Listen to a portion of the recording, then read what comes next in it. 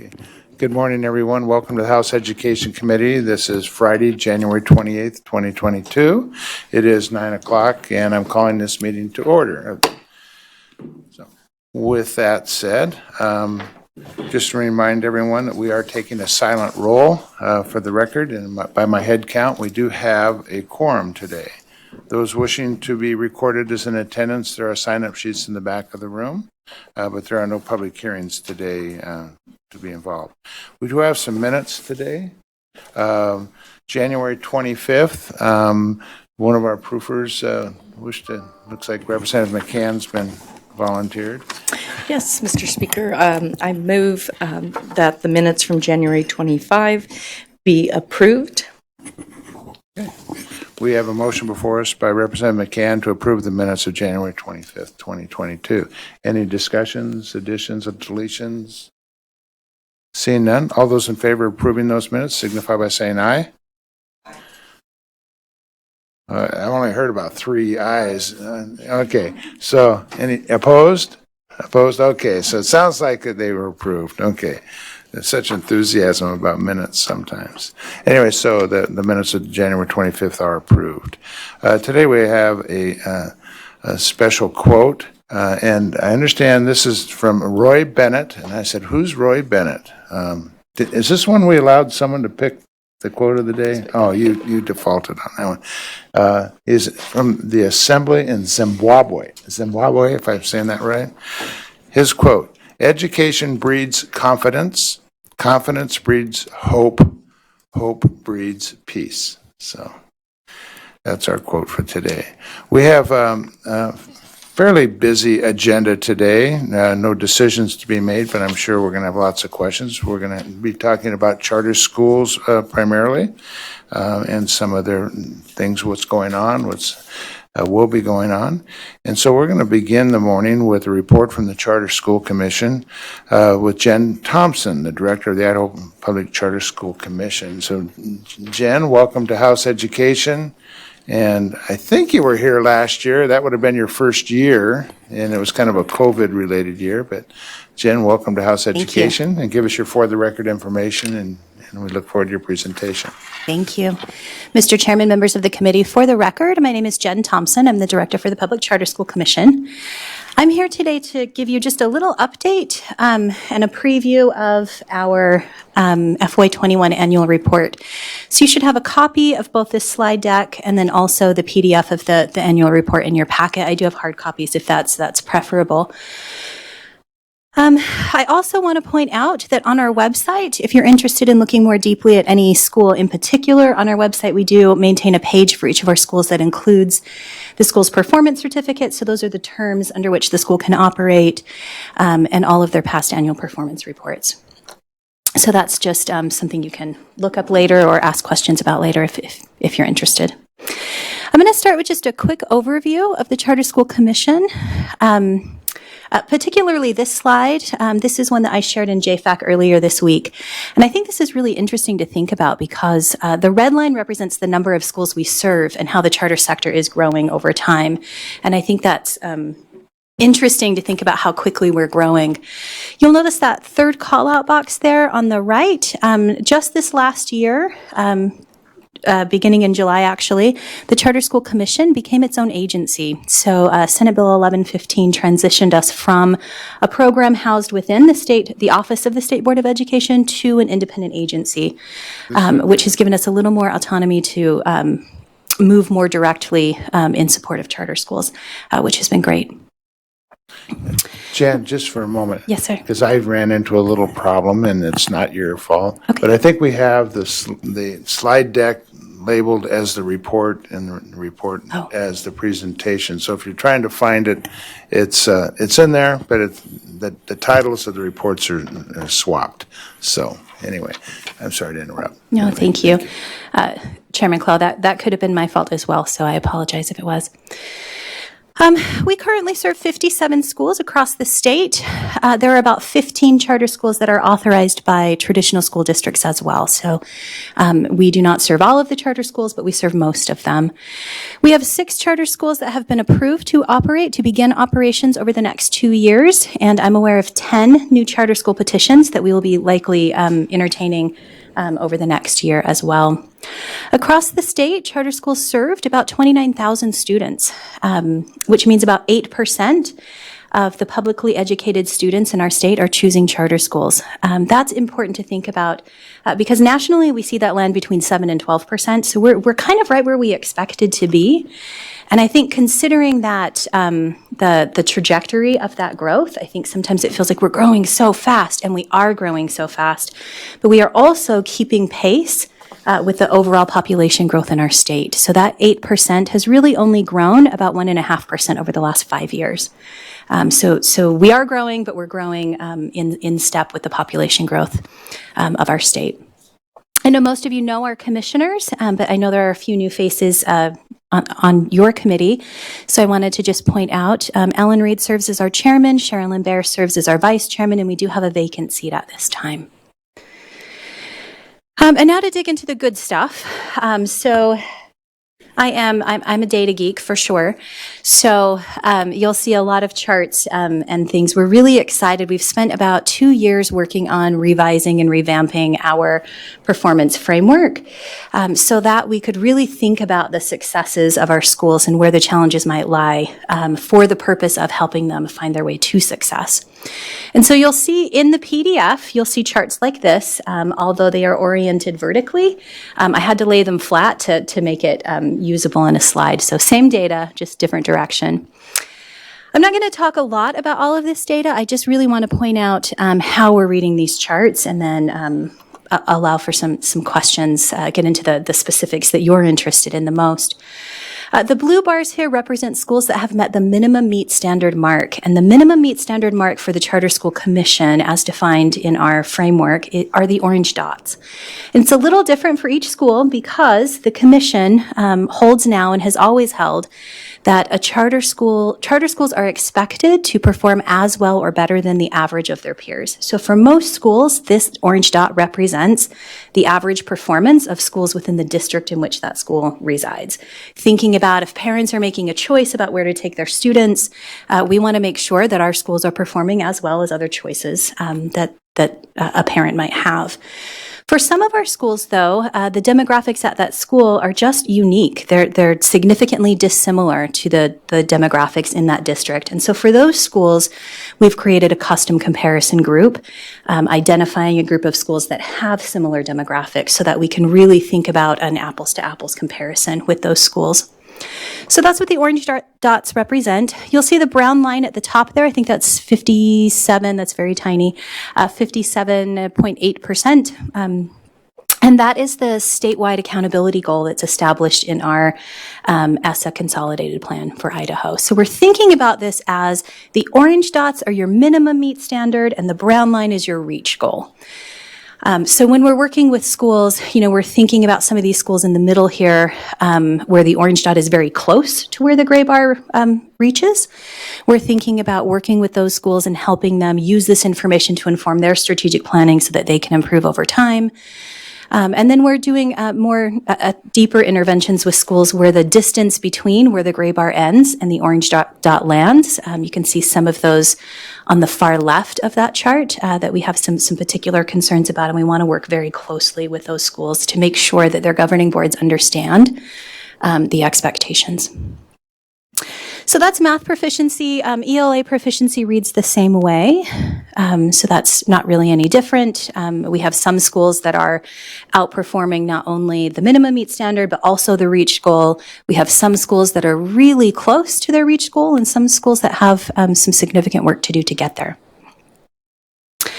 The IRI chart does read a little bit differently. You'll notice here the little brown dashes. Those represent the minimum meet standard. The consolidated plan does not define a statewide goal for IRI at this time. So we've used our minimum meet standard as the brown dashes there. And then the orange dots represent the change from fall to spring. So you'll notice, and maybe I can point a little bit here, you'll notice down here in this white space that we have a few of the orange dots down here. Those are the schools where we've seen some learning loss with IRI. Their proficiency went backwards from the fall to the spring. And so obviously those are schools that we're going to pay a little more attention to. Particularly on the very right, and I think that might actually be a little cut off, but you can see we have one school that lost about 20% proficiency from fall to spring and also has a very significant amount to make up here to even hit that minimum meet standard bar. So this is a school where we've done presentations with the board. We've tried to make sure that this school has access to the resources they need to understand the what's at stake. But for most of our schools, they're very close to that meet standard mark. On the school level annual performance report, we've done quite a bit of work in reformatting what this looks like because our goal is to try to make the data accessible so that it is usable data. And I think in the past, that's something that we have struggled with. You'll see here, this is just an example of one school that serves almost 100% economically disadvantaged students. So we're looking at this school and you can see let's see, these bars right here. So the 20%, 31%, these are the school's proficiency rates there. The middle bar of those charts are the comparison groups. So that is a custom comparison group of schools with similar demographics. And then we've also pulled the statewide economically disadvantaged subgroup for that school as well, because that is a meaningful measure for that school's demographics. And what we see is while 31% is still kind of low, it's still pretty low, they are outperforming other schools with similar demographics, and they are outperforming the statewide economically disadvantaged rates. So that's something, that's interesting data to think about. What I think is most interesting about this school is if you look at this literacy proficiency chart here, and the school's scores are represented in the blue line. And you can see that the students at this school in grades K-3 on average came in at about 24% proficiency on the IRI. Over the course of that school year, the team at this school has been able to increase that proficiency rate to 65%. That is one of the highest jumps of any school in the state of Idaho. So there's definitely some secret sauce going on at this school with serving some of our most at-risk students in the lower grades.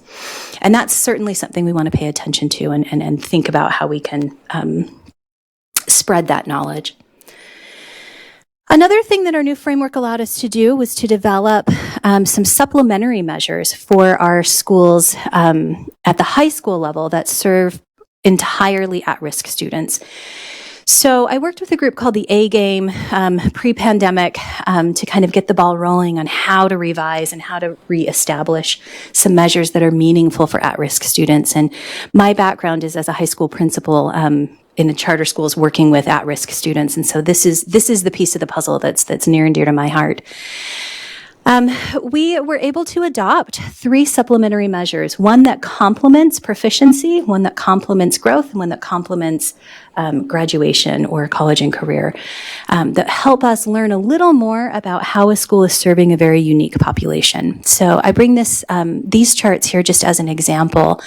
The charts at the bottom are the traditional proficiency rate for a school that serves a population 100% at-risk students.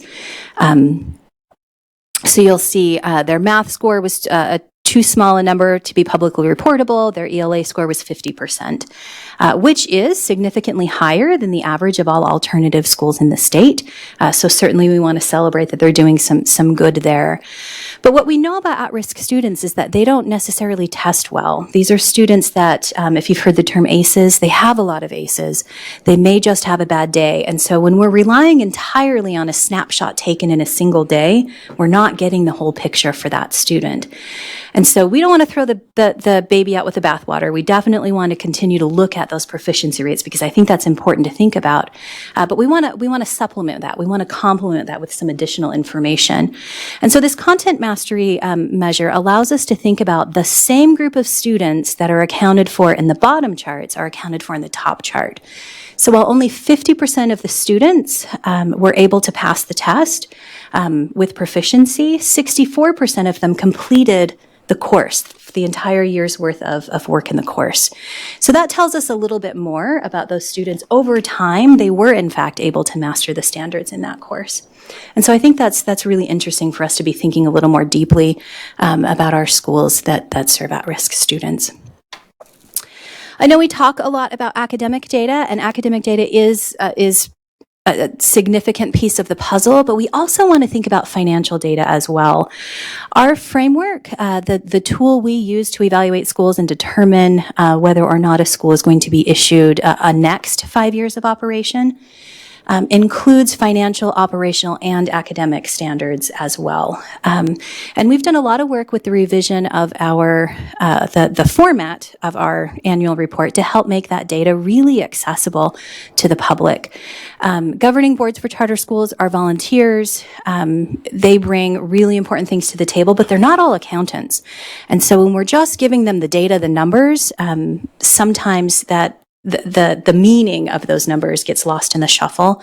And so we really wanted to make very basic visual tools to help folks who, maybe aren't accountants, but can certainly identify some good questions to ask if they see the days cash on hand go down, or if they acknowledge, or if they can recognize that, we have more liabilities than we have assets. That's a problem for us. We want to just make that really accessible. And so you'll see these charts starting to change. We look at 9 measures. This is just a sample of what one of our schools is looking at. And then lastly, if you were to ask me what the most important measures we look at are, I'm going to always tell you it's the operational measures. Because if a school is going to fail, it's going to be because of financial failure, right? We've seen that in other states. We see that across the charter sector. But something always causes that fire, and that something is found in operations. And so this is where we're looking for the smoke. We're trying to help schools identify where a problem might lie so that the governing board can be informed and make good decisions in order to prevent anything difficult from happening. And with that, I'll stand for any questions that you have. I know that was a lot of information very quickly. All right. Thank you, Ms. Thompson. Questions for Ms. Thompson? Representative Birch? Thank you, Mr. Chairman. Thank you, Ms. Thompson, for being a very, very thorough report. There's some information additional information I'd be interested in gathering. I just don't know if you have it available, not at this moment, but maybe as a follow-up, information like average class size per charter or special needs students per charter, and things like that. Is that the kind of information that you would have available as well? Ms. Thompson? Thank you, Chairman Clow and Representative Birch. We can certainly get you some of that information, absolutely. Great. Before you leave, or if you have a business card, if you with contact information, if you can bring that to me, that would be great. Absolutely. Thank you. Thank you very much. I thought it was on the slide, but anyway. Representative McCann. Yes, Mr. Chairman Clow, and thank you so much for this information. I just had a quick question on the IRI chart that you showed, that the benchmark were the hashtags or slashes. I just had a question on why each school has a different benchmark. Yeah, Ms. Thompson? Thank you, Chairman Clow, Representative McCann. That is what the Commission considers the minimum meet standard for that school. We recognize that charter schools are intended to be unique. They're intended to be different from traditional districts as well as from each other. And so having one single standard often becomes problematic very quickly. And so what we're looking at is how well a school is performing as compared against the school district in which it resides. And that's really just thinking about, again, if a parent is going to choose which school to take their child to, we want to make sure that our schools are providing an adequate option. So that is a little different for each school. Thank you. I had a couple of questions. One, I know there's a vacancy on the commission. Can you describe to us the process? It seemed to me in the past, there was one process and it's changed. I think the speaker was involved or the pro tem, et cetera. So how would that vacancy be filled, and is there any criteria for specific seats? Thank you, Chairman Clow. You are correct. That did change with Senate Bill 1115. In the past, we had 2 commissioners appointed by the pro tem and 2 appointed by the speaker, and the rest by the governor. Senate Bill 1115 shifted that, so all appointments are made by the governor's office, and there's an application process on their website for that. Those decisions are made at that level. So follow up to that, Ms. Thompson. So is it, there's 7 commissioners, so is there anything about needs to be so much balance between region, or that's just totally up to the governor? Yes, thank you, Chairman Clout. Yes, that is not defined in the statute at all. Okay. Then I had another question, and actually, I think it's your slide 12. Looking at, it's not, slide This one? 12. Yeah. No, I don't know. Let's see. Now, what is that? Let's see. Here, that's the slide. Okay. One of the things that I wanted to, we talked about the beginning proficiency, which is on, the blue line, I guess. I'm talking about the bigger chart, and it grew from 24% to 65%. This is showing tremendous proficiency growth, and that's great. What about, and I'm assuming that everybody that grew, 24% of those that ended up in the 65, they probably had 1 full year of growth on their own. And then that means everybody that wasn't proficient had more than 1 year's full growth. Am I describing that correctly? Chairman Clout, I would have to look more specifically at the detail of the data in order to really answer that question. Yeah, okay. But anyway, I think those are important measures we're going to be probably dealing with here in the future. Also, you referenced, there was a slide where you were talking about these schools are basically at risk. So are these schools primarily targeting students that in the traditional school districts would have an alternative school for the kids that are applying there? So is it the same basic student body demographic? Thank you, Chairman Clow. We have 6 schools who offer programs that only serve students who meet the statutory definition of at risk in grades 6 through 12. So I think that's very clearly defined in statute. But I think we're also learning that those at-risk factors can happen in 5th grade and 4th grade and 1st grade. And so we're learning how to define what at-risk means. And I think, I believe I heard Marilyn Whitney speak a couple of weeks ago about in terms of additional literacy funding, and I hope I'm not mangling this, but in terms of additional literacy funding, looking at students who are not proficient on the fall IRI and are economically disadvantaged as perhaps qualifying as at risk at a lower grade level as well. So we want to think about that. Okay. And then I had one other question. It was actually a follow-up a little bit. Representative Birch asked for some information about class size. And it reminded me, and just see if you can, in a general statement, I'm very familiar with like Xavier School. I have a daughter that teaches there, and it's in my district. And the class sizes there are, I don't want to say substantially, but they are larger than the traditional public schools. And, maybe 3, 4, 5 students per classroom. Is that pretty much a trend around the state? I mean, I know some charter schools do not have that same issue, or decision making, but is that fairly common with charter schools? Thank you, Chairman Clow. I think that's a really interesting issue that I think charter schools face across the country. The size of the school plays into that. I think in order for a school to really be financially self-sufficient, they need about 200 students. A school that falls a little below that is going to have to make some difficult decisions in order to maintain financially solvent operations. And sometimes that results in larger class size. I think COVID as well has put some pressure on how we shuffle class sizes. We do also have several schools that do multi-grade level classrooms. And so that sort of of changes the dynamic there as well. But we do see a lot of different kinds of decisions being made. Okay, so I do want to, I want to see the information, but I would just wonder if, in general, if you had a response to that. Thank you. Representative DeMordon. Thank you, Mr. Chairman. One of the frustrations that I had while I served on the commission was there were a lot of good things that were happening, like this Heritage Academy, but there was not a way to share those good things between the charter schools and then even within, a district where the charter school resided. Is there anything that the Commission is doing right now to facilitate the exchange and sharing of the amazing kind of growth that is happening at Heritage, either within the authorized schools under the Commission or even within districts? Yeah, Ms. Thompson. Thank you, Representative DeMordaunt and Chairman Clow. I share that frustration. It is, we are a tiny, tiny team. I have there are 5 of us, including our administrative assistant, serving 60 schools.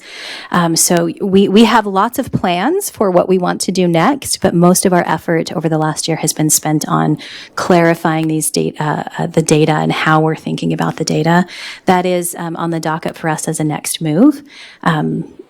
But we haven't been able to really facilitate as much as we'd like, for what that's worth. All right, thank you. Representative Birch, did I trigger you to ask another question? Thank you, Mr. Chairman, very much. Can you speak for a moment for the process, because I'm really not familiar with this. Can you speak for a moment the processes that charter schools use to determine who gets enrolled? If there's, I've heard just different, from legacies, from previous, siblings and so forth. Are there specific methodologies, like they choose 1 through 5, or is it whatever they want to do, or just how do those decisions get made, and can they be categorized into different types of decision making processes for who actually gets in a charter school? Yeah, and Ms. Thompson. Thank you, Chairman Clow, Representative Birch. This is a test because this is really complicated rule. So it's defined in statute that it must be an equitable selection process.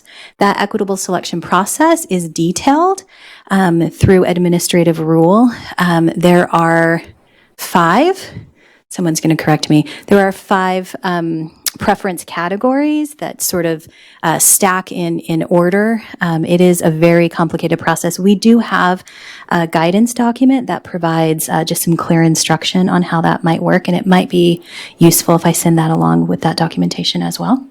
Okay. All right, thank you. And I was going to add, about 3 years ago, the legislature approved a change in that formula that if a school were to try to add preference to, let's say, lower economically challenged students, that they could have a preference on that. And so make sure you include that information if it's not already in your packet. Representative Kirby? Yeah, I just want to mainly just say thank you. This was really interesting, and appreciate the emphasis on trying to show the academic influence that your group is trying to have on everybody and trying to keep everybody going. And I really want to express my appreciation for your transparency by having every school up there and what their goal was and how they relate to the rest of the similar type schools and so forth. I thought that was extremely interesting, and I really appreciate that. Thank you. Thank you. I do not see any more questions for you, Ms. Thompson. So I appreciate your kicking off our charter school day. And thank you for having us. If others have questions, they'll reach out to you. Thank you very much. Okay. Next up will be Terry Ryan, but before he comes up, I just want to acknowledge we have a couple of former members of the state legislature that I'd like to acknowledge. We have Representative Thompson in the back. And he was in the House of Representatives. We have Representative Miller, I see, walked in. And former Idaho senator, were you representative too, but also U.S. Congressman Raul Labrador is here. So we must have a really exciting agenda in here. So anyway, thanks for joining us. And if I miss somebody out there, that's because I don't know you by face. So anyway, so we have Terry Ryan, if he'll give us his for the record information. He represents BLUUM, who works with charter schools and school choice exclusively, I guess. Thank you, sir. Yes, my name is Terry Ryan, and I am CEO of the education nonprofit BLUUM. And previous to your introductions, I'm hopeful, despite some of the clouds in our world. And I'm also technologically maybe not the most adroit, so I'm hoping. Got it? So. And if I go the wrong way, you guys can, I apologize for that. But so I just wanted to dive right in and say that I've been here 8 years now working with you. And it was interesting to see Jen's graph, because there was a point where there was kind of leveling off of the growth of Idaho's public charter school sector. And then you saw what I guess might be called an accelerant. And I'd like to say that's kind of, I think, where we come in. I'll just jump in and say about BLUUM and the organization, and I think Chairman Clow, you said it nicely. I mean, we do believe in school choice, not just public charter schools, but in myriad forms, and believe that really connects to sort of the spirit of what it means to be a human and an individual, and I think parents can make the best choices about what works for their children. And so everything we've done has been built around that core belief and value. We do support charter schools and others, actually, some school district partners and even some private school partners. Issues of leadership is something where we spend a lot of our time. We work on models and helping them expand, and I'll talk more about that. And then we have a variety of school supports that we offer schools, both in the charter space and increasingly now in the traditional district space. And again, where it makes sense, we'll partner with private schools. Our goal and our hope is to actually demonstrate, and I thought Jen did a real good job, of what's the impact of all of this. So I'm not going to get into the economics because the academics, because she did a really good job of that. I will dive into what we've done as a group here, and I have to thank actually the representative who I think has left us, because we received as a state a federal charter school program grant of $22 million, and you can see that in the right-hand corner up there. We've gone through about $17.5 million of that $22 million in providing grant support for a charter school startup replication. That's been almost doubled by the support of the J.A. and Catherine Albertson's Family Foundation. We've also had other philanthropic investments. One of the things you discover in working in Idaho, there are a lot of people who really care deeply about education and put their money where their mouth is. And we've also got fellowship support. That's kind of the talent pipeline. What we believe is that it's incredibly difficult to open a charter school and it's expensive. And that you really need to, one, focus on leadership and get the right leader in place to open the school. And if you have the right leadership in place, then you can help build around them. The other thing that's really hard in the state, and I know Corey from IHF is going to talk more about this, it's expensive to do facilities in Idaho, especially where the families are. And that's another issue, and we could talk, and we've talked hours about that. I won't do that here. But collectively, we think if all the schools grow as promised, and I think most will, we should get close to 14,000 new seats that's been supported in this work since 2015. What's really interesting, we have a partnership with Eco Northwest. They're economists, and I asked, kind of, all right, there's all this effort going on here in Idaho. There are these resources being invested. What does that mean? Is there an economic value add? And it was interesting what they came back and said, and I've got the methodology. I'd be happy to share it with you all. But basically, $1 million of this investment actually leads to $2.9 million in economic output. And it makes sense. You start thinking about the buildings that get built. You think about the people that get hired. You think about maybe the restaurants that are serving meals in a place like Fruitland. There's now activity down there where there was not before. There are little restaurants that benefit from that. And they estimate there's 60 jobs created for every $1 million invested in this work as well. So we're proud of this because we think we're giving back to Idaho. Our work is statewide. It's not only sector. Like I say, the vast majority of what we do is support public charter schools. But that's really because that's the mechanism that allows us to do this work most kind of efficiently. We've also, and Representative Boyle was a part of this going back, I forget how long now, but innovation schools. And we were trying to see, is there a way.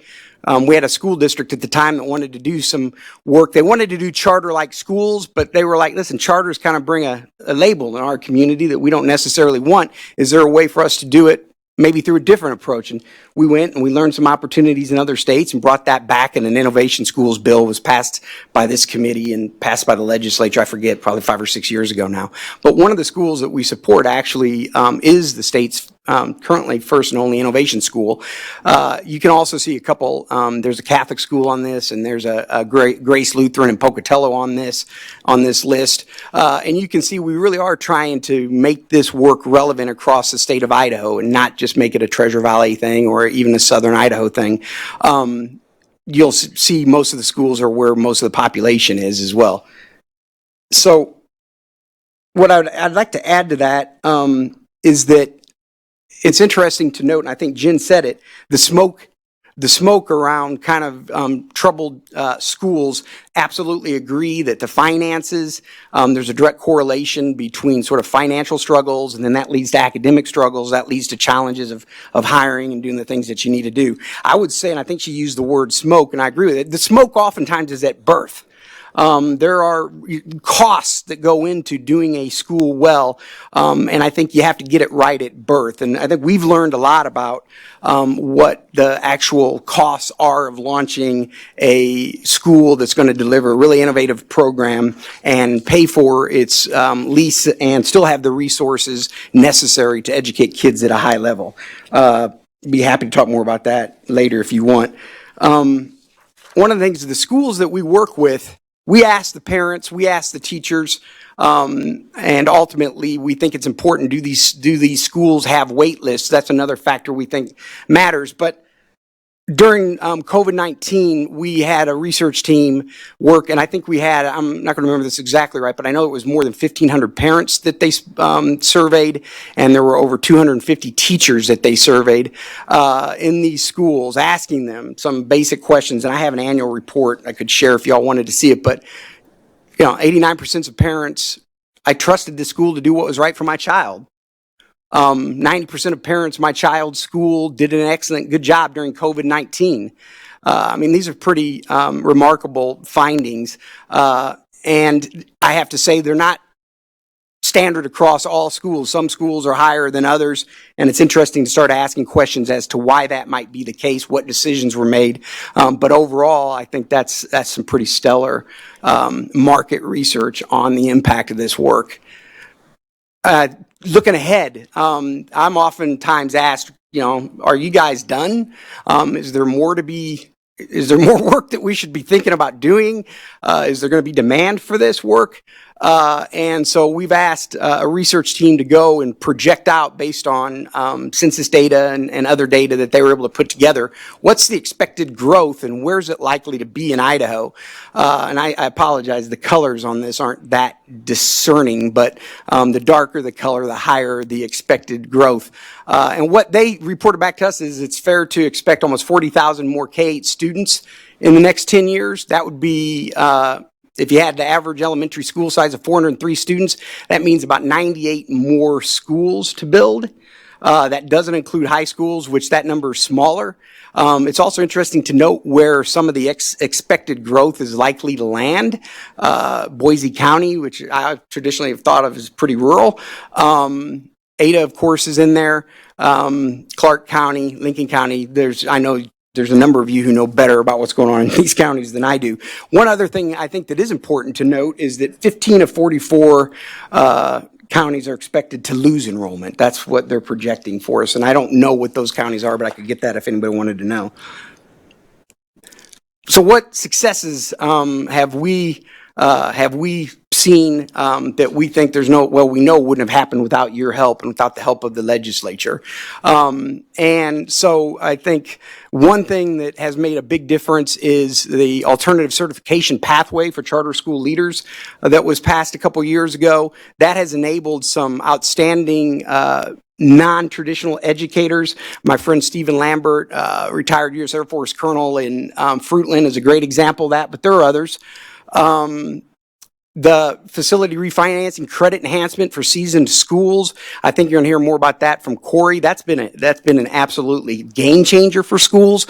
Where we're seeing somewhere between, I want to make sure I'm giving you the right numbers on this, but we're seeing somewhere between $54,000 and $140,000 a year that these schools are able to keep in the classroom that otherwise would have gone to bonding or gone to some other form of financing. And that's a big deal. And if you talk about that over a 30-year deal, you're talking about millions of dollars. It stays in the school, stays in the classroom. I don't know if there are any bankers here. I don't have problems with bankers, but I'd rather see it there than going to lending institutions. You guys were really important in streamlining the petition and approval process for public charter schools. Some of you may remember it used to be, depending on the calendar and when you started this process, it could take you, if not many months, even years to actually go through the process from when you started with the school district to getting approved. And you all streamlined that a few years back. And then well, I'll also add the weighted student lottery that you mentioned earlier, Chairman Clow. And I know that there are a couple schools that are using that. And you've also, or you're, I think, going to increase teacher pay. And the charter schools we work with appreciate that. And it's been a tough few years. You all know that. And you know the story. So, but it's been tough all over. And our teachers definitely have carried a lot of burden, and God bless them. So, there's more to do. We always have ideas and things to share with y'all. A revolving loan fund, rising land costs, inflationary pressures, things that you guys all see. If there was a way to make support available to make it easier for startup charter schools to finance, I think that would certainly be something that would go a long way. You guys are also seeing, I apologize, there's pictures of all the schools we work with. That's TVCA. These are my friends Jim and Sue Smith in the Upper Carmen Charter School. Charter teacher certification flexibility. One of the things we've learned from our schools is that they think the best pipeline for their teaching force is to grow their own. And oftentimes those are like teacher aides, oftentimes maybe a parent who's a teacher aide for 2, 3, 4 years. And then they decide they want to become a teacher. Many of the schools will say to me that it doesn't make sense for them to then go to a school of education. We could actually develop them and certify them here, which may sound like a crazy idea, but it's actually fairly common in other states for charter schools to have that flexibility. And so we would be game and supportive of any effort to allow charter schools to have more flexibility around the certification of their teaching force, at least a percentage. The fact of the matter is it's harder when you're dealing with, like, you need a Latin teacher, or you need a STEM teacher, or you need a maybe a foreign language teacher. Just any type of flexibility on that would be much appreciated. Funding for all-day kindergarten. Many of our schools are already offering all-day kindergarten. One of the things that the J.A. and Catherine Albertson's Family Foundation has helped to fund are charter schools and a couple private schools to do all-day kindergarten, and to see what the impact of that has been, excuse me. And I think I can tell you without a doubt that all the school leaders I've spoken to said that not only the parents value it, but the teachers value it. Longer term, now, we believe in parent choice. Longer term, we'd argue you should move towards a student-based funding formula where money follows the student. Private schools should be treated just like an option as a district in a public charter school. The fact of the matter is, public education is about having public dollars follow students. Who delivers it should be up to the parents. But with that, I'll stop and take any questions or comments or. Okay, all right. Thank you. And you always are pretty enthusiastic about this topic. I believe in it. Yeah, all right. So any questions here from Mr. Ryan? Who's like, that's Representative Moon? Thank you, Chairman. I do have a question on this map Yes. here. Yes, ma'am. Okay, so the projected growth in Boise County, you've got down 40%. Is that because of the expansion of Avamore? Or is that because a lot of people fled the West Ada and Boise schools during COVID and moved to their second homes in the Crouch Garden Valley area? Mr. Ryan? Thank you for that question, Representative Moon. I'm not smart enough to give you the actual motivations here, but I think there's probably a lot of those factors are at play. I'm now speculating, and I just suspect people are, and you see it, people. It's more expensive. You guys know, the closer you get to the state capital, the more expensive it is to live. And there are families that are trying to just find places that they can afford. And I think that's moving out. Certainly Avamore is one of those. But there are others like that. We have developers coming to us and saying, hey, if we give you land, will you build a charter school here? We're actually starting to see that. And that then raises all kinds of challenges and opportunities. But, I think there are people smarter than I to answer the specifics of what's driving the motives here, but it's definitely happening. Okay, follow up. Representative Moon? So I guess, Chairman and Terry, I guess I just want to know where this data came from. I mean, this projected growth in all of these counties, do you know where it came from? I do, and I have the market analysis, and I'd be happy to give this to you, and you can read the footnotes and see it all rather than me sitting here trying to spot. Is that appropriate for me to give it to you? What Or I can just leave it here? Yeah. Hope, if you could go grab that, and then we'll make copies of it for Sure. everybody. Okay, thank you. I Yep, appreciate absolutely happy to do so. All right. Representative Birch? Thank you, Mr. Chairman, thank you, Mr. Ryan, for being here. Appreciate Yes, that. sir, and thank you, sir. So I need your help. Sure. Because my district, resides both the West Ada and the Boise School District. And my constituents and the patrons of those districts have been very generous, sometimes reluctantly, but generous in passing school bonds. But when I talk to them at the door, the question that I get from them is, how come, a portion of the money that I vote to invest in my local school district goes to build charter school buildings in eastern Idaho and northern Idaho? So how do I justify to them that their investment in their local school district here is funding schools, charter schools elsewhere? Yes, Mr. Ryan? Yes. I don't know if you want to bounce, but Sure. But others hear the same argument that why do charter school parents they're sending their schools and not getting any local property taxes. So, I mean, this is a real political question. But Terry, if you want to try to answer that, I don't. Well, yes, sir, and I'll probably give an answer that some will like and some won't. But the fact of the matter is that local property taxes stay with the local schools. I'm not against local schools, by the way, and I believe the vast majority of Idaho families and students value their local schools, and that's where they want their children to go. So in no way are we saying that what we're doing is great and traditional schools aren't. And I'm happy to report we're working more and more with school districts. Kimberly School District, we actually worked with them to open a charter school called Rise just in the last 2 years. We worked with Fremont School District to help them with a school. I think in terms of your specific question, I would say that when it comes to Boise School District, and you look at the amount of resources they have available to them because of the local levies that like Sage International Charter School doesn't have, you're seeing somewhere between probably $4,000 to $5,000 funding gap between what a Boise school district student has allocated to their education versus what a Sage International Charter School student has. And I know this because I had 2 children that went to Sage International Charter School. But I will say I looked very carefully at the opportunities that were also made available by the Boise School District. In terms of West Ada, we've actually worked to help open schools there, build schools there. None of those schools get 1 nickel of local tax dollars when they do that. We have to do that with money that they borrow from lenders. We have to do that with philanthropic dollars, and you have to do it with state and federal aid. That's how it gets done. Now, we are fortunate in the charter school program to have a line item, and I think this goes back to 2012 or 2013. Some of you may remember more than I, where there is a line item where there's a per pupil amount that goes to public charter school students. I think this year it's my colleague Mark would know, I think it's $352 a student. That comes, I think, some point of leveling off the disparity between what's available to district schools and what's available to public charter schools. But what we've really been doing is trying to be really innovative, and that is to go to old buildings, old Sears buildings. If you go to Sage International and Park Center, you'll see an old building that, was being unused that we converted to a charter school. I think a per square foot cost of that was a third less than what the Boise School District spends per square foot on facilities.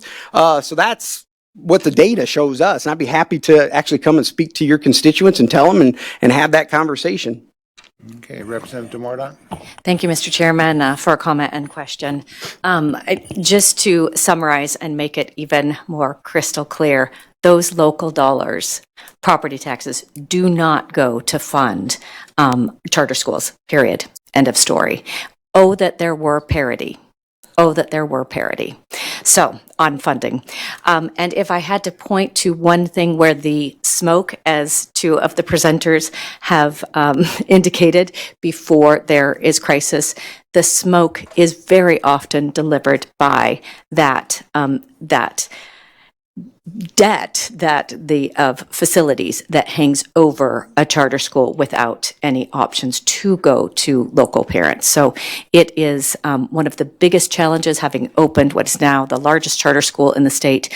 That continues to be something that is the biggest challenge for charter school founders and then, of course, administrators. So appreciate being your summary, but I thought to make a finer point on it, those bonds and levies do not go to support charter schools. So my question here is just taking another direction. Again, when I was on the charter school, we tracked the waiting list very closely. Those waiting lists were far exceeded the seats. It was an indication of demand both statewide and for individual charter schools. What does the waiting list currently look like for statewide? Yeah, Mr. Ryan. Thank you for that, and thank you for clearing up my verbosity. I appreciate that. So I don't know what the current wait list is for the state. Jen may. I know what it is for schools that we work with, and it varies. There's as many people waiting to get in as there are that are in. Others have certain grades where they have wait lists, usually in the lower grades, less so in the later grades. And it varies from school to school, community to community. But we've got schools, give an example of Alturas International, in Representative Ehart's neighborhood. They built a building and they filled it up. I suspect they could probably build another building and fill it up. But it does vary from different parts of the state. I've heard from my colleagues up north, this year's been a tough year for enrollment. So I have great respect for Dan Nicolay. He runs the Coeur d'Alene Charter School up there. He's like, hey, I don't have a wait list. I used to have a wait list. So I think there's variation across the state on this. I think there are a bunch of factors at play here, from COVID to overall population, what the school districts are doing. There's a lot going on here. Representative Kirby. Thank you, Chairman. Nice to have you here today. So I just have a comment and kind of a question about your alternate certification. You're talking about the flexibility that charter schools have in other states. Your parents that have been aides, and I've seen that for years. There's aides that are just amazing, and they to me they could teach. But then, so the question is, how far is it to go from there to being a certified teacher? But so what I'd be real interested in what you guys are thinking. And probably back when we did the administrative one, I voted for it, but I had some reservations. I remember that whole debate, but the time has proved, right? These guys and gals, this is going really well. Looking at the results. But reason I would really like to look at this is because of your emphasis on, can kids read? Are they proficient? Are you're tracking, are these teachers getting a year's growth on these kids? So with that emphasis and the fact that you're tracking that and that you're reporting it and trying to get schools to do it and all those kinds of things, with that emphasis and that accountability, it would make sense to me that you would have quite a bit more flexibility. And because the question is, can the person in front of the room get kids to learn? I mean, that should be the question. If that person can get kids to learn, then they should be certified. And so I'm pretty interested in whatever you have out there, because I just think it's a discussion that needs to be had. Just saying that, you can say whatever you want. Well, no, thank you for that. Thank you. I agree with Mr. you, Ryan? Representative Kirby. Thank you. I mean, so our belief is charter schools are supposed to be the place where you innovate and you experiment. And I would like to say, I believe, no doubt, 8 years ago, 7 years ago, there were big walls between charters and districts. There's still some walls, no doubt there.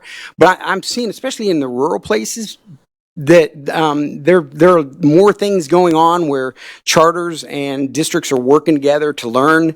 I've mentioned West Side and Spencer Barzee as an example of that, but there are many others, Luke Schroeder and Kimberly, I can go down the list, who are saying, wait a minute, you guys might be doing some things that we should be paying attention to. And by the way, we're saying, and you know what, we should be supportive of helping you try to do that. Now, one of the things I think is around the teaching force in the future, the teaching force, because it is the most important thing that we've got in terms of the asset in our schools. In terms of where I'm at on that is that who better to make a determination about whether or not someone is able and capable of educating students than the school building leader, whose job it is to be responsible for their teaching force. And that's what the charter schools are saying to us is, listen, we know what our model is. We know what our teachers need to be able to do, and we're better at gauging that than an institution that's fairly distant and doesn't even necessarily know my model. Again, I would mention to you the Hillsdale Charter School, Barney Charter School Initiative. It's a very rigorous model. I don't believe there's a school of education in Idaho that teaches anything to it. And so if you've got a teacher or a teacher's aide there and someone wants to be a teacher and they have the right mentorship, I think it's certainly something that we could look very seriously at. Are they able to be an effective teacher?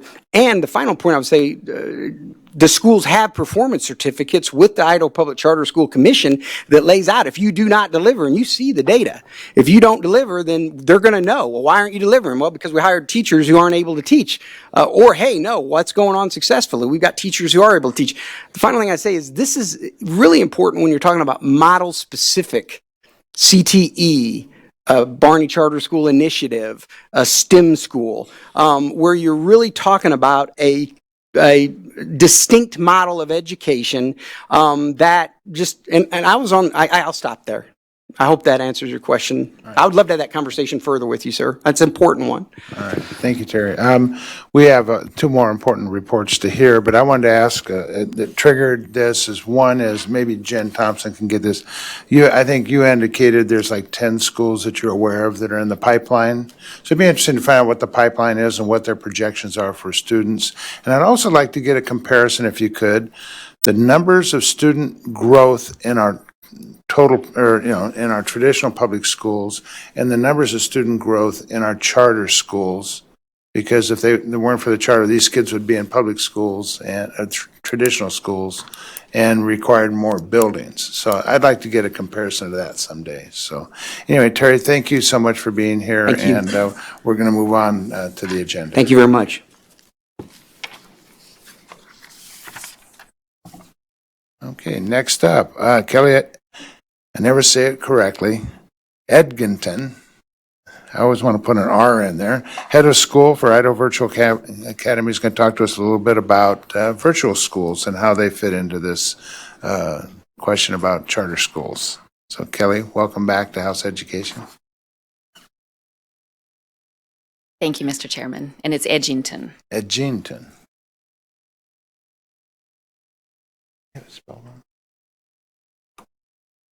Okay, Edgington. I think we had a G-I-N instead of, I'm not sure. Edgington. A common, Edg- yes, I married the name. Yeah, all right, yeah. It needs another G, and most people put one in there. but Yeah, all right, it's not thank there. you. All right. Anyway, give us your for the record and then we can go on. Yes, thank you. Good morning, Mr. Chairman and representatives. My name is Kelly Edgington, and I'm the Executive Director of Idaho Virtual Academy. I'm here presenting on behalf of PCSC Virtual Charter Schools at the request of the chairman. And thank you, Chairman Clow, for the opportunity. Yeah. All right. I'm new at this as well as Mr. Ryan. So hopefully I can do this. That's great. All right, so you should have this in your packet, and you should also have my testimony in your packet. So that should be helpful, hopefully. Idaho has 8 virtual public charter schools authorized by the Idaho Public Charter School Commission. I got the list from the charter school list, and I missed that Richard McKenna Online High School also has an alternative school. So 5 of these schools have alternative schools in them. And that's quite a bit compared to the entire population of alternative schools. All of these schools are accredited by Cognia, which is the same agency accrediting other Idaho public schools. The first virtual schools in Idaho opened nearly 20 years ago, and the most recent opened nearly 7 years ago. We have a lot of experience. And I happen to be started in 2002, so I've been around a while as well.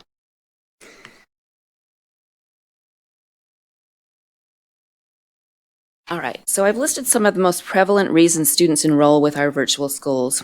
Bullying has been one of the top reasons cited in my experience. We do surveys. I talk to other virtual charter school leaders. I talk to families, and it really is a thing. I know other virtual schools have found it at the top of their list as well. Bullying can lead to students' grades dropping, even dropping out of school. We have students who are academically behind and seeking to catch up. We have students who are advanced and seeking more challenge, including participating in advanced opportunities such as dual college credits. And we really appreciate what you all have done in that area. Idaho is really at the top of the states. I work with other states too, and our students are very fortunate for that. We also have students who are athletes. They need alternative schedules. We've had students who are international competitors, so they need an altered schedule to be able to do that, and we like to be there to help them with their pursuits. Some families enroll their children because they have specific personal reasons or beliefs they feel are better served in online school environments. At risk encompasses many, many things I've already included, and many, many other circumstances that I just can't list, so you can see that list there. Our schools are actually safety nets for students, such as I noted, and many others. Mobile students is something unique to the virtual schools, I think, at a high population. Some students come and they plan to enroll maybe just for a term or just for the year. Some stay with us for the entire time, too. And you can see the list here of some of the reasons that we are safety net. Virtual schools traditionally have a higher than state average in economically disadvantaged students and students with disabilities. We graduate students who have enrolled as their last try. We talk with superintendents across the state, and they tell us they send kids to us that they can't graduate. Many of our schools graduated kids in 2020 and 2021 who wouldn't have graduated due to the effects the pandemic had on traditional schools. Some might have graduated in 5 years, so they're not counting into the 4-year grad rate as well. So we give those opportunities. We'll enroll a 21-year-old when they have 9 credits, right? Well, not 21, but because that's up to the statute is 21 in this semester. We don't have a barrier to enrollment. They can come in and we will work to help them. So we can graduate them when they're in their semester of their 21st birthday. Idaho's virtual schools are held accountable in the same ways traditional schools are held accountable. Additionally, virtual schools are authorized by and held accountable to the Idaho Public Charter Commission, and you heard a lot there. I work closely with Jen. She's great. It should be noted there's no consideration of virtual schools' unique demographics in federal or state accountability models. I do have to say the Charter Commission is making great progress toward that, and I really appreciate the work that Jen and her staff have been doing and the Commission has been doing on that. So when the pandemic hit, traditional schools had to pivot very quickly to remote learning. And my heart really did go out to those educators. I'm a teacher. I was a teacher years ago. All across the state, all across the country, all across the world, all of a sudden, teachers who've been trained to teach and were teaching in brick and mortar classrooms, some for many years or even decades, had to figure out how to teach remotely. I can't even imagine. It was hard enough when I came on and I was trained as a virtual teacher to that learning curve, and they had to do it overnight. You may have heard negative feedback about remote learning, and I just want to take a moment to clarify some differences between virtual learning and emergency remote learning. They are absolutely not the same. You've got a list here. I won't go through everything, but just so you know, virtual schools do have an integrated delivery platform that was already ready. We didn't miss a day when the pandemic hit. Kids still came to school. They still had the usual platform, everything that they were used to. So we were very fortunate in that. We have ongoing data collection. Parents, students can see what's going on. They can see their grades at a click of the mouse. Our teachers were trained. They are Idaho certified, trained in online instruction. They have robust new teacher professional development and training, continuing professional development, and mentors. We also have already had policies for special education, English language learner. And I want you to know, I have friends in traditional districts too, and highly respect I respect school choice, period. There are different students, different parents that want different things. But I actually worked with some in traditional school districts too. They said, how do you deliver special education? So we got together and we collaborated, which was cool. Okay, I think that I have we also have an engagement and attendance monitoring system. So you may have heard some of that fell through the cracks, which, of course, right, they weren't set up, and no one had expected that. So we did have that, so we didn't miss that either during the pandemic. So we were here last year when the COVID enrollment surged, and we took the kids. Our enrollment lessened this year, all virtual schools, but it's still higher than pre-COVID. Official fall 2021 state enrollment numbers show nearly 6,000 students are enrolled in our schools, in these 8 schools. We still have new students enrolling. We also have students who came in fall of 2020 specifically because of the pandemic, who for whatever reason, health reasons, not ready to go back to in-person learning yet. As you know, it continues to go up and down, or they simply loved our schools and they're staying. Our combined enrollment is nearly 800 students more than it was in 1920, which was the pre-pandemic year. One size does not fit all, and that's why our schools exist and why we need to continue to exist. Thousands of Idaho students are enrolled in our virtual schools each and every year, and I ask everyone here who supports or represents virtual schools, please raise your hand. We have good support. We have others too that couldn't be here. But we talk, the virtual school leaders get together and collaborate as well. Thank you, Mr. Chairman and committee. We really, truly appreciate your support of school choice and all the things that you have done for the students of Idaho. And I would be happy to stand for questions. Yeah, thank you, Ms. Edgerton. Any questions for Representative Ehart? Thank you, Mr. Chairman, and thank you. Without a doubt, you saved a lot of kids. And so we are appreciative of that. A couple questions. As you kind of look forward, is it easy, or does your curriculum and that which you provide at all tend to get, I think I'd heard this, get confused with homeschoolers? And if so, is that a concern of yours, or how is that distinguished? It seems to me that the two will sometimes get confused. And then also, as you answer, you can answer that, and then also just maybe address when it comes to the virtual learning, knowing that one size does not fit all. What is the biggest challenge that we face? And, is there something we can do to continue to help with this? Because it is important to have that option, as we're finding out. And sometimes that's the last option available for parents when things right now during this pandemic isn't working at public school. Okay, Representative Birch? Oh, okay, all right, I'm sorry, Ms. Thompson. It sounded like a, all right. Question mark, yeah, Ms. Thompson. Or, Edgerton, I'm sorry. Thank you, Mr. Yeah, Yes, the answer, no. Thank you, Mr. Chairman. Thank you, Representative Earhart. Now I'll try and remember your questions. Can you please restate the question? yeah, pull the question out of that. Oh dear, Mr. Chairman. First, do you find that you get confused with our homeschoolers? And then second, what's the biggest obstacle that we might be able to help, literally in continuing you to help our those who may need this virtual schooling online? Okay, there was a question in there. All right. Thank you, Mr. Chairman. Thank you, Representative Earhart, and thank you for repeating. Sometimes even our students will say, I'm homeschooled. I think that has gone behind. So if that's what you mean, because they do school at home, I think that's become less and less over time. As I said, our schools are, the students are required to meet all of the same standards that the traditional public school students are. They test, they know they're testing, they where Title I school and many of the others are as well. The communications we have out, I believe that we've developed the culture enough over 20 odd years with all of these schools that they do understand. I think some of the public may misunderstand it at times.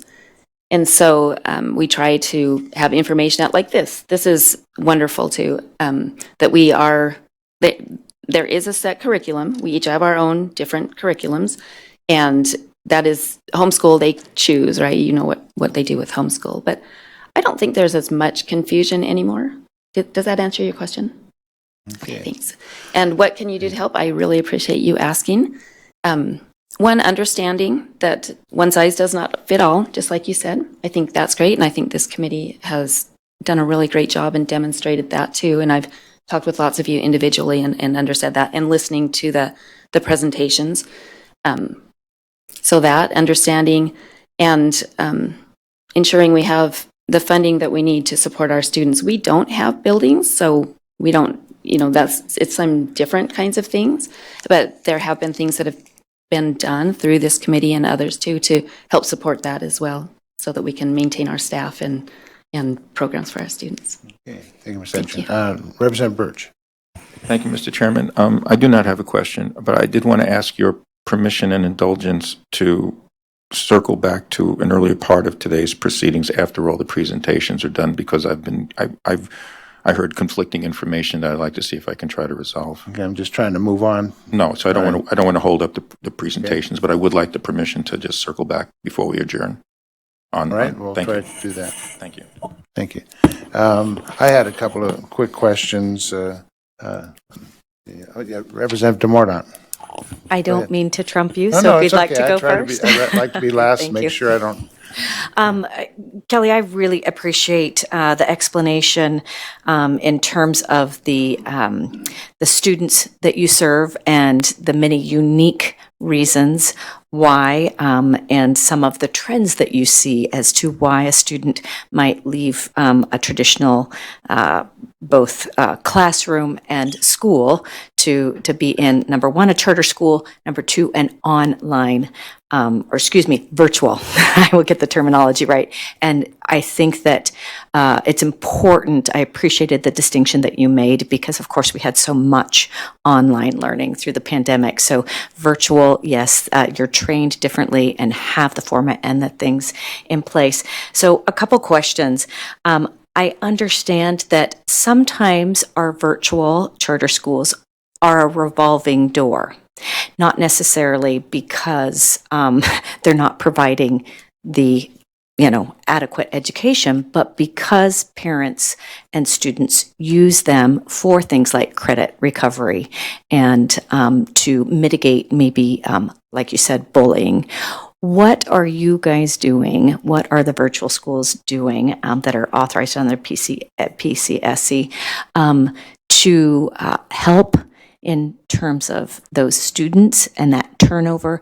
And do you So number one, how do you help? And number two, do you see your overall student participation increasing, those students that are using, or do they stay level with the turnover?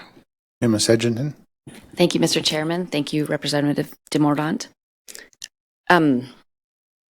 Okay, so I'm trying to boil down the question. The turnover. So as I mentioned, we have students who might purposely come for one term, like you're talking about, to catch up or because of the bullying situation or whatever. There are many different reasons. Of course, we know that consistency in education is great for kids and we want them to stay. So some will stay longer than that with our teaching staff, with the methods. They find that they are catching up, so they will. I can tell you, I can speak for my school. I'm representing all, so this will be for my school. And I know the others do the same. They do find some success in credit recovery. Our separately accredited alternative school is starting to graduate. We have more opportunity for more credit, so they're starting to graduate students even early in alternative school. They may not, some just want to bolt and get out, right? And so our counselor works with them, and I can't remember the number, but we graduated quite a few early last year. Our graduation rate, it's a virtual alternative school. So I'd say that's an alternative school. Jumped about over 13 percentage points from last year to this year. And I think that's a lot of the work that we're doing as we learn and refine. So things to, like I said, I don't want anyone to think that they come to our schools because it's easier. It is not easier. It is difficult. You need an involved learning coach, which is usually a parent. A lot of grandparents are doing this. And sometimes they leave because that parent becomes unavailable. Say they had to go back in the workforce or something like that. But this is not something where they can do it alone. We have teachers teaching live classes, many live classes during the day. So they're one-on-one with them or in small groups or in larger groups with the teachers too. But the parent still needs to be there, like in all education too, but even more so here. Am I answering your question? Okay. All right. Thank Did you have another question? Thank you. Just for a comment. The fact that we have 20-year-olds that are still able to get a high school degree, the value in what this unique setting of virtual charter schools is providing is just huge. As a parent, I think we know that one size does not fit all, and it could not be more true than with our virtual charter schools. So please, if there's anything that we can do to further support, it is amazing to me what you offer to kids, and often it is their last lifeline in public education. Again, it is a public education, and we so appreciate what you're doing. Thank you. So my question, last year we did have to deal with the growth in your support units, and I know you indicated your enrollment's down a little bit this year. So do you have any idea how many support units you're probably down this year? Oh my goodness, we're just working on that for our updated charter commission thing. And it was very hard. Mr. Chairman, I'm sorry. That's right. It was hard to determine when we have to estimate last spring, because as we all know, everything's tossed up in the air. And I have not determined the support units, but I'd say our numbers are down. I think they're not quite half. So we have more than half of what it was. It was around 4,000. The official numbers with the state are a little different because they're based on attendance. Okay. And it was 30. I had it all in my mind last year that we had 100 and whatever support units, but far fewer support units. And my finance person and I were just talking about it yesterday as she's doing the reports. So I can get that to you though. So, and I asked that question because to remind people, charter schools don't have no protection on downward enrollment trends like our traditional public schools. So I just wanted to make sure everybody remembers that, because last year people were concerned about how much you jumped up, and the schools that they left were guaranteed some protections, but you're not this year. I just want to bring that up. And thank you for that, Mr. Chairman. That is absolutely correct. We don't have any thank you very much. We're going to move on, and I appreciate you having here today.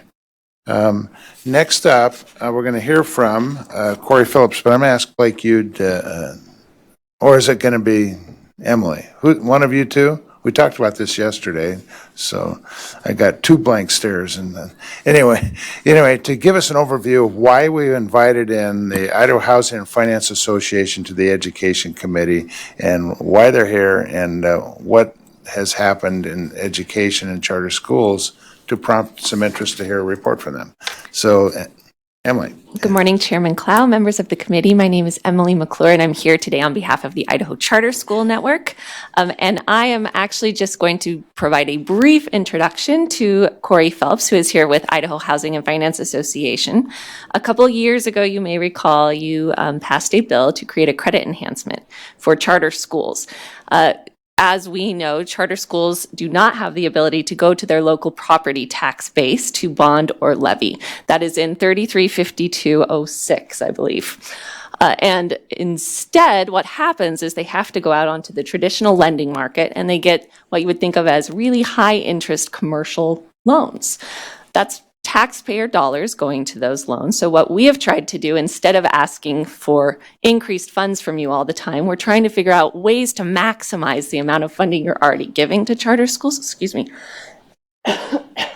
The credit enhancement was created to try and bring down interest rates for those seasoned charter schools. And so Mr. Phelps is here because Idaho Housing and Finance Association is the administrator of that program. So he's going to give you a little overview of how it's going a couple years in. Okay. All right. Thank you, Emily. Ms. McClure. Mr.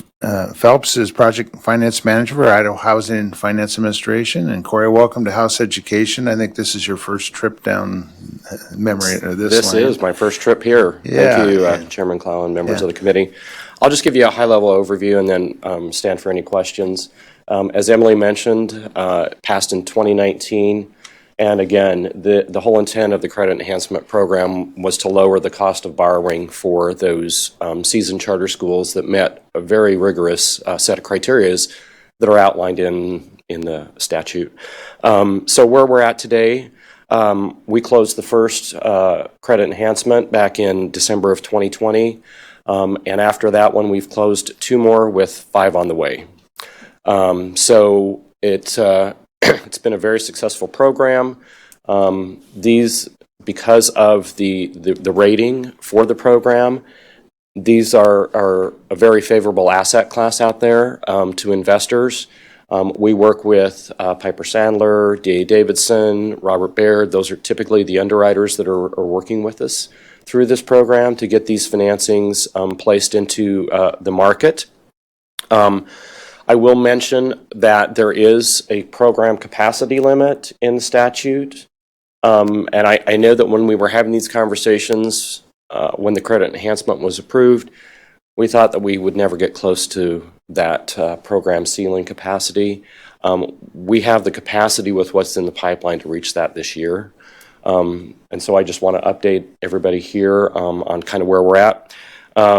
So based off 2021 enrollment numbers, that program capacity is up to about $122 million that we could finance for charter schools.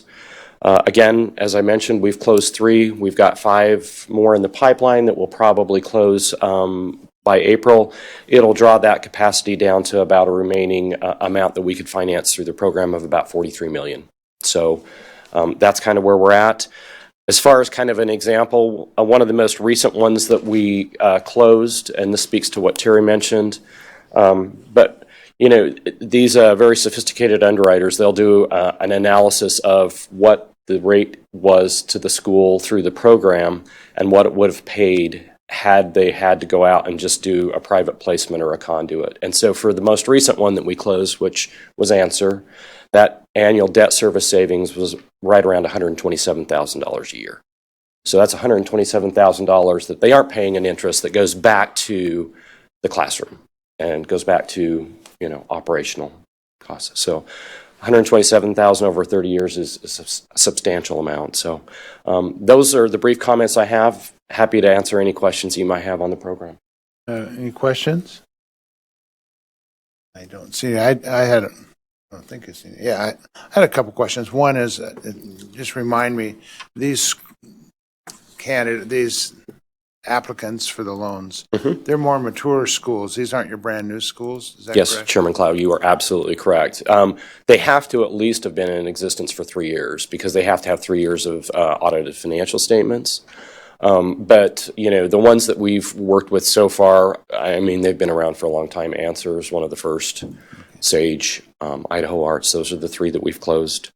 We're working on 3 of the gem prep schools right now. And then Alturas and Connor Academy over in Pocatello, Chubbuck. So most of your applicants have been, schools have been open for at least 3 years, and they've been renting a facility or have a facility that they want to refinance or build a new facility, and that's kind of how you're stepping in.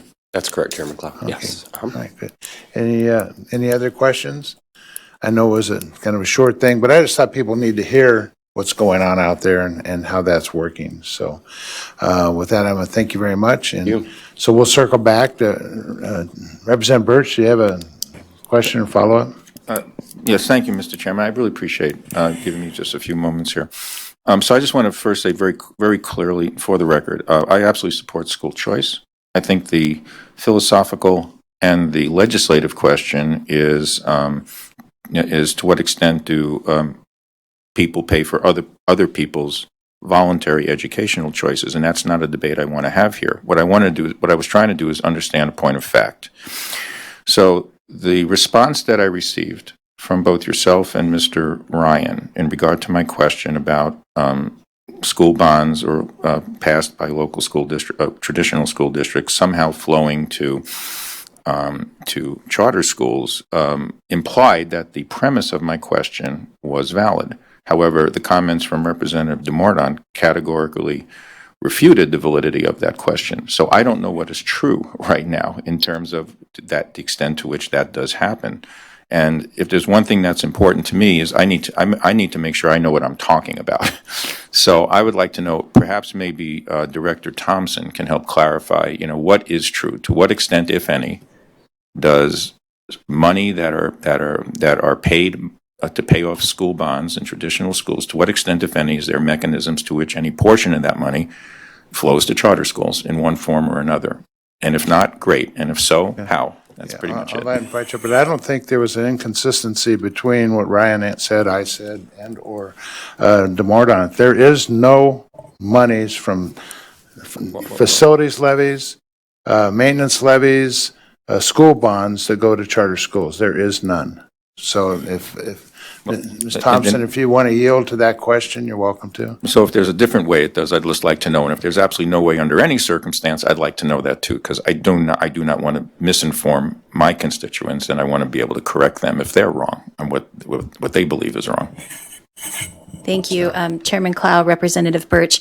I think my understanding aligns with Representative DeMordaunt's statement that it does not, that those monies do not go to fund charter schools. I do think, however, that the question, I may not be the best person to answer that question directly.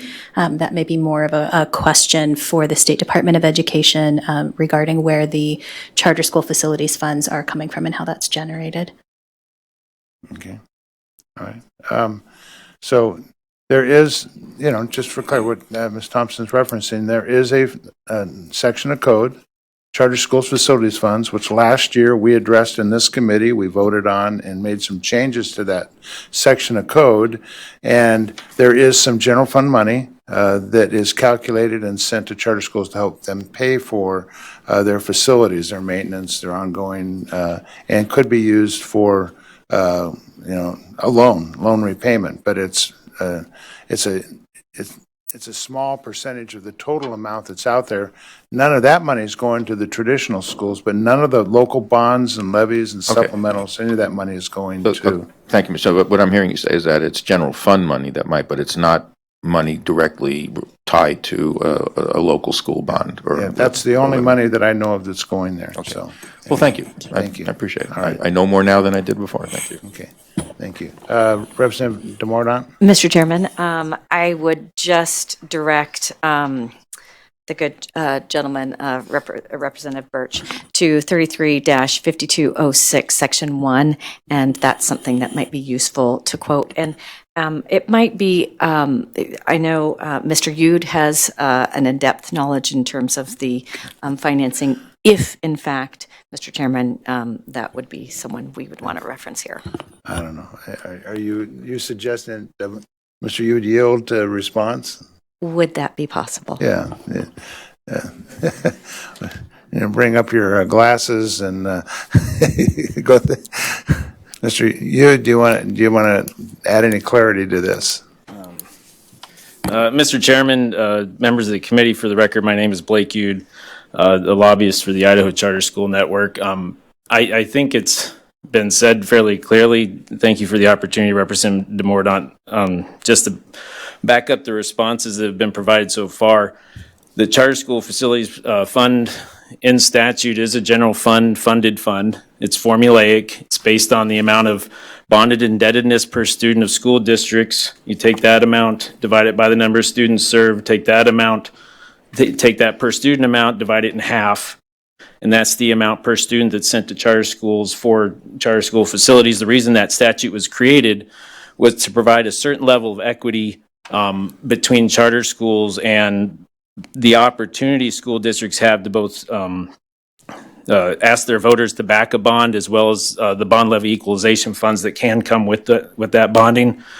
Trying to think, other sources of facilities funds beyond that for charter schools generally tend to be philanthropic. And even when you look at the comparison, you'll often see, and we've seen these calculations, that on a per student basis, the funding for facilities between districts that do bond and charter schools, there is a gap, and actually charter schools look like districts that don't have any bonded indebtedness out right now. That would be the closest comparison you would find. Okay. All right. Thank you very much. Representative DeMordaunt? Thank you, Mr. Chairman. If I might ask Mr. Yude, is it possible that you could provide the committee with a summary of that? I think it's really important for all of us to understand and be conversant in that, particularly to interface with constituents. So that is obviously additional to, that followed legislation that we had passed here in the last few years. And so I think it's helpful, and because the formula is a little bit complicated, I think that's helpful information for all of us. Mr. Chairman, I'd like to second that. Hold on. Sorry. Yeah.